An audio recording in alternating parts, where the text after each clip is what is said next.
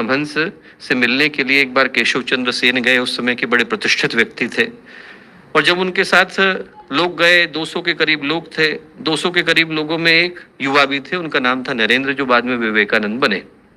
और नरेंद्र उस दिन जीवन की अनेक कठिनाइयों को लेकर के गए। पिता उनके रहे नहीं थे, माता बीमार चलती थी, घर पर कोर्ट का केस चल रहा था, बहन ने आत्महत्या कर ली थी, भाई घर छोड़ के चला गया था।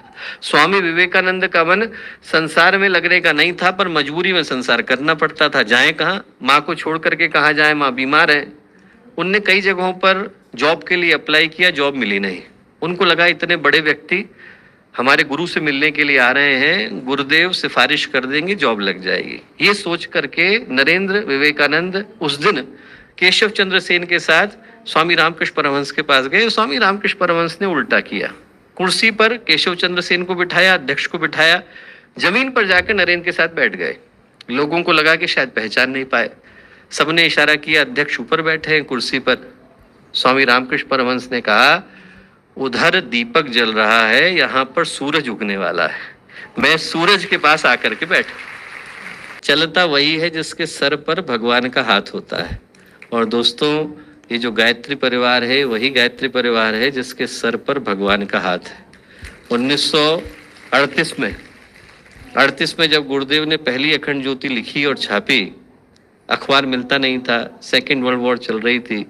गुरुदेव अपने हाथ से लोगों के घर से जाकर के पुराने अखबार लाते थे, उसकी लुगदी बनाते थे, हाथ का पेपर बनाते थे, उस हाथ के पेपर के ऊपर अखंड ज्योति लिखते थे, 200 घरों में बांट के आते थे। लोगों ने कहा चलेगी नहीं, पैसे आप लेते नहीं हो, विज्ञापन आप छापते नहीं हो, कैसे चलेगी। गुरुदेव ने उनमें से किसी को उत्तर नहीं दिया, पर अखंड ज्योति में लिखा। और क्या लिखा, इंसान की जलाई हुई हो तो कल को बुझ जाए, भगवान की जलाई हुई होगी तो अखंड जलेगी। और अखंड जल रही। जिस योजना का हिस्सा बन पाने का सौभाग्य हम लोगों को मिला, वो ईश्वर की योजना है, भगवान की योजना है, अवतारों की योजना है। और अनेकों, एक नहीं सहस्त्रों उदाहरण है। एक सज्जन आप लोगों के मध्य में बैठे हैं, उनने जब पहली बार शक्तिपीठ बनाया तो जिस दिन वो बनने के लिए गए, उनका नाम मैं जानबूझ करके नहीं ले रहा, बहुत ही विपन्न परिवार से आए थे। और जब शक्तिपीठों का संकल्प लिया जा रहा था, उस लाइन में वो जाकर के लग गए। जैसे ही उनने संकल्प लिया, एक व्यक्ति ने आकर के हाथ पकड़ा, गुरुदेव ये संकल्प ले रहा है, इसके घर में तो शाम के खाने के पैसे नहीं। जैसे ही उनने हाथ पकड़ा तो गुरुदेव क्या बोले, गुरुदेव बोले, जिसका हाथ भगवान ने पकड़ लिया बेटा, उसका हाथ तुम्हें पकड़ने की जरूरत नहीं है।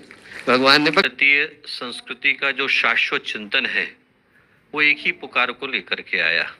और वो इस पुकार को लेकर के आया कि कष्टों की राहों से गुजरने के बाद ही ईश्वर की कृपा संभव हो पाती है।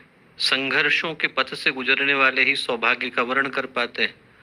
पूज्य गुरुदेव ने जब गायत्री परिवार की स्थापना करी तो 2 ही पंक्तियों को कहा, सुधा बीज बोने से पहले कालकूट पीना होगा, पहन मौत का मुकुट विश्व हित मानव को जीना होगा। जो कहना है उसका अर्थ बड़ा स्पष्ट है। कहने का अर्थ एक ही है, यदि मानवता को अमृत का पान कराना है तो पहले किसी को हलाहल चखना पड़ता है। यदि राम राज्य की प्रतिष्ठा करनी है तो पहले भगवान को वनवास सहन करना पड़ता है। यदि धरती पर गंगा का अवतरण करना है तो पहले भगीरथ को तपना पड़ता है। जो संघर्षों के पथ से गुजरते हैं वो सौभाग्य के अधिकारी बन पाते हैं। गायत्री का मंत्र यही स्मरण दिलाता है कि परिष्कार के पथ से गुजरने वाले ही पवित्रता के अधिकारी बन पाते हैं।